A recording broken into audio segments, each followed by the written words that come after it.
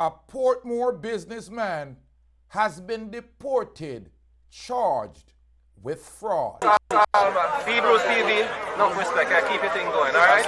Let's go. Yeah.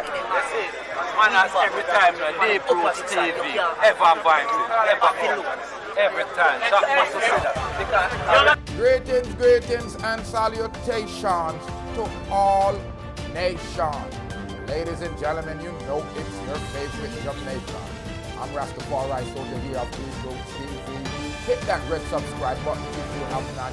Hit that red subscribe button. Turn on all notifications. Ladies and gentlemen, a Portmore businessman has been charged and deported with fraud for failure in a car buying deal. A 52-year-old St. Catherine businessman who left Jamaica after failing to provide motor vehicle to two persons has been charged with fraud, being arrested under Interpol red notice for wanted person.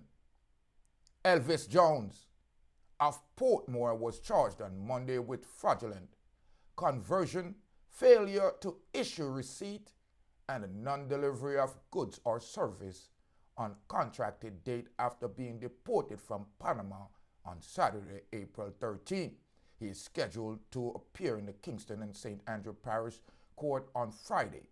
The police report that man and woman entered a separate agreement with Jones on March 2022 to have a 2016 Subaru Impreza motor car, August 2022 to have a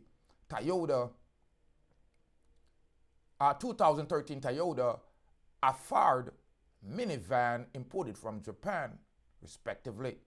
They had agreed payment with the promised vehicle that would be delivered within 4 weeks in accordance to the police. A report was made to the police after the vehicles were not delivered as promised and an investigation was launched. The police said it was later born outside. Jones has fled the island and was subsequently placed on the Interpol red notice for a wanted person. The accused man was held in Panama and deported Jamaica and was subsequently charged after question and answer session in the presence of his attorney. So we are hearing here another scammer, another Jamaican scammer, this time a big money in tech. You are guarantee after the people then went into a contractual agreement with this man, he fled the country and had to be placed on the Interpol red notice list as a wanted person.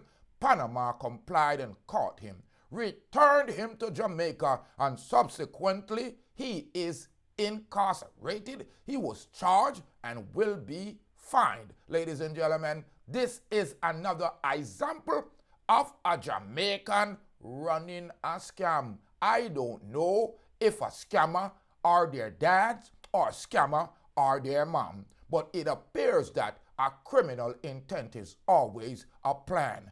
A Jamaican man deported from Panama because he was placed on the Interpol red wanted list.